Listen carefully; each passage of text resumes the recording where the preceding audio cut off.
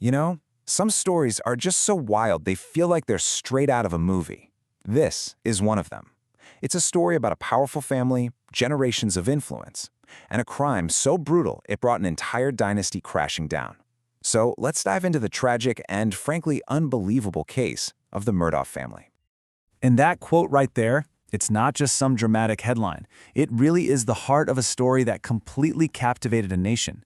We're going to see how a name that was once synonymous with law and order became forever tied to deception and ultimately murder. All right, so to really get a grip on how everything came crashing down, you got to understand just how high up they were. The Murdaughs weren't just influential. For generations, they pretty much were the law in their corner of South Carolina.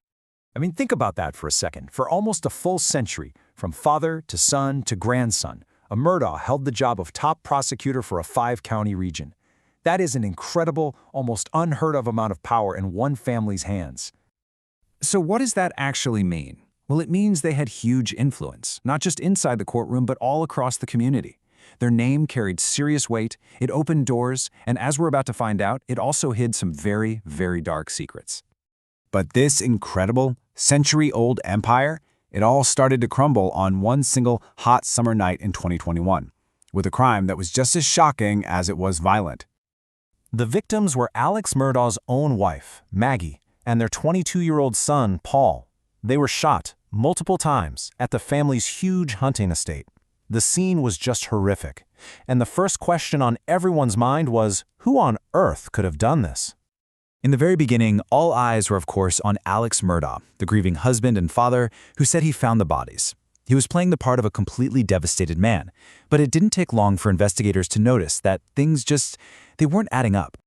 So you had this stark contrast. On one hand, for the public and the media, Alex was playing the victim. But behind the scenes, investigators were uncovering a totally different reality.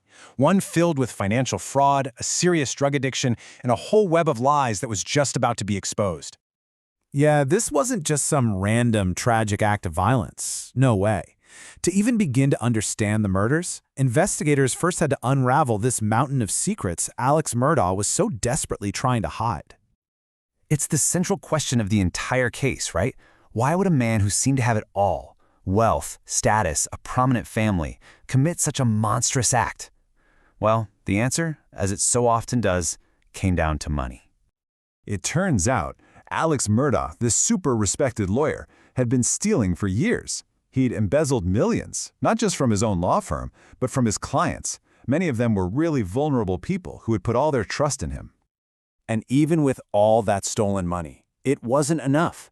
Despite the image of wealth he projected, Alex was absolutely drowning in debt, trying to fund a severe opioid addiction and a lifestyle he just couldn't afford anymore. The walls were closing in fast. So here's the crucial part, the real ticking clock. On the very day of the murders, Alex knew his world was about to collapse. His law firm was starting to ask serious questions about missing money, and a hearing was scheduled in just a few days that was going to expose his terrible financial situation. He was completely out of time. Now, for months, Alex Murdaugh's alibi seemed pretty solid. He insisted over and over that he was nowhere near the dog kennels where his wife and son were killed. But a simple piece of modern technology was about to prove he was lying. And the thing that blew his story wide open? A cell phone. But here's the crazy part. It wasn't even his phone. In a moment of just tragic irony, his son Paul had accidentally recorded the one piece of evidence that would solve his own murder. Okay, so check this out.